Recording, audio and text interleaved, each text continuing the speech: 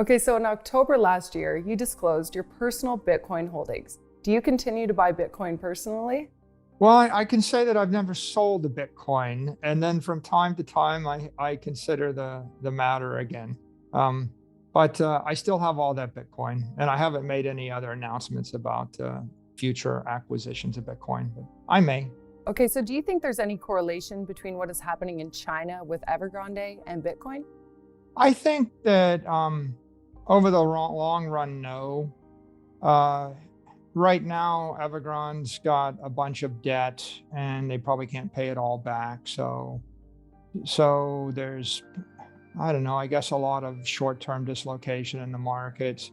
But I mean, the big idea or the most important point to be made here is that most corporations' balance sheets are composed of cash and credit, and cash is crumbling and credit is crumbling. Cash is losing 15 to 20% of its value every year.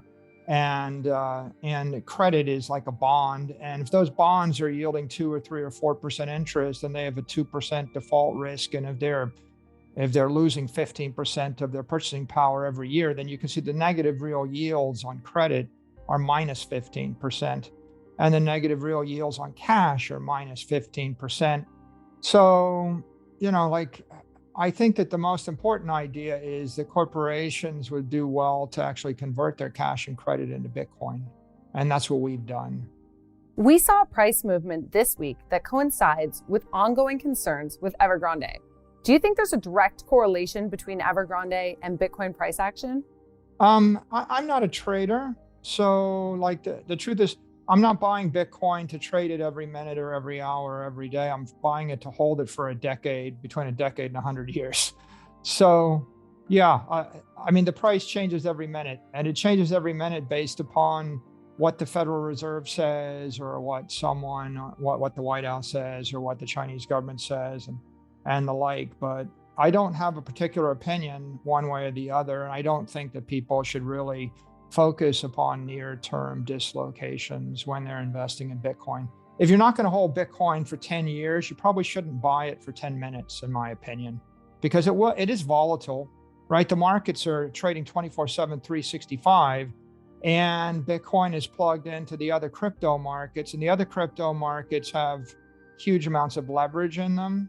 So if you have lots of leverage trading with thin liquidity, it's always going to be reacting to some random news this way or that way. But I think it would be a mistake to attempt to correlate a positive or a negative to something, because that's a kind of a trader's mentality. And I think 99% of the people aren't really equipped to be traders. It's a very dangerous game and induces great deals of anxiety. Yeah, makes sense. Okay, so let's talk about the regulators for a minute. Do you believe stablecoins will be treated as a commodity or a security? I think they're likely to become securities. I think that the SEC has been pretty clear, and they're saying that most cryptos are securities. Bitcoin is not. Bitcoin is a commodity, and it's pretty clear the consensus is Bitcoin will be a commodity.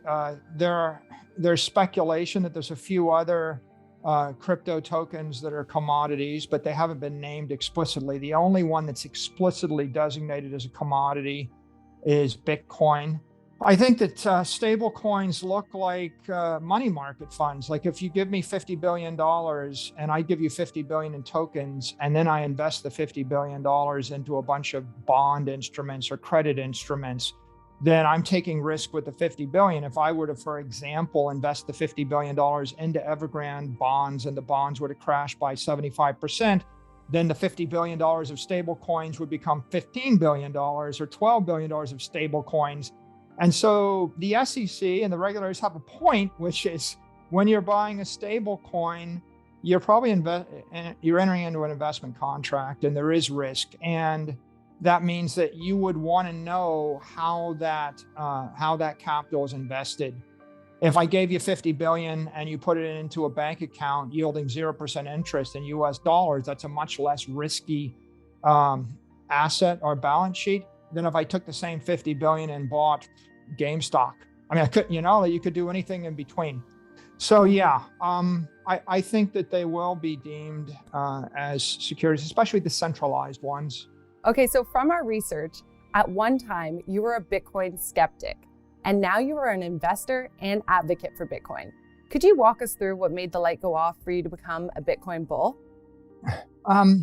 Yeah, I think that is such a radical new idea that unless you have a need for the solution and you have a lot of time to spend to understand how Bitcoin works, it's easy to brush it off or arm wave it off. The thing that caused me to embrace Bitcoin was in March of 2020, the global economy came to a grinding halt, and it was pretty clear to me that the world wasn't going to just bounce back to the same thing that it had been 15 days later.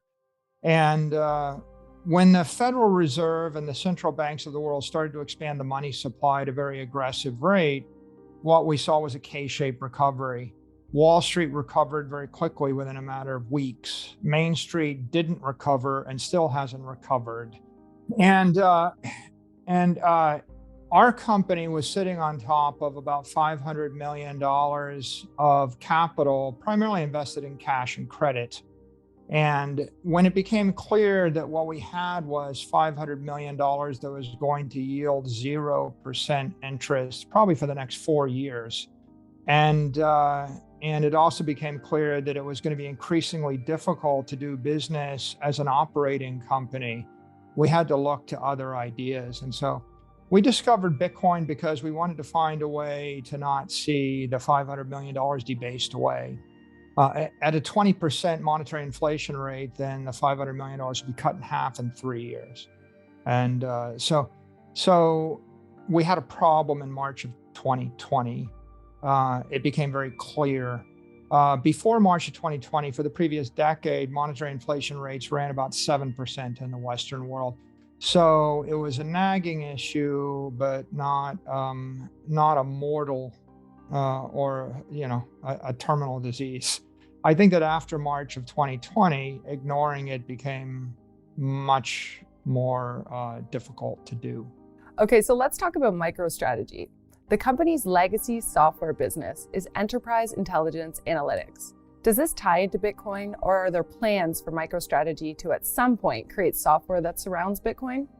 We always think about these things. About a year ago, we had a $500 million business growing about 0% a year, and we had a $500 million balance sheet paying 0% interest. And then we got into Bitcoin, and that $500 million balance sheet paying 0% interest became a $5 billion balance sheet growing much faster. Bitcoin's growing 130% a year on average for a decade. So we all of a sudden have a very big Bitcoin business. The $500 million enterprise software business is now growing about 10% a year. So we were able to get a boost on the business intelligence software business by entering Bitcoin. And I think the reason why is because it boosted our brand by a factor of 100. It boosted our credibility with all the CXOs and all of our customers by a factor of 10. It was really great for employee morale and employee retention. It cut our attrition rates dramatically. And if you're an employee and you're holding stock or stock options and the stock increases by a factor of 5 over 12 months, then that's motivational. You feel like you're winning. So it became easier for us to recruit and easier for us to retain all of our talent. And then we got this great new set of channels on Twitter and YouTube where we could get our message out 100x greater, 100x cheaper. So I would say Bitcoin is a benefit to the core business. It's a second order benefit. It's a first order benefit to our balance sheet and our shareholders. And the two of them have worked out well together as a complement.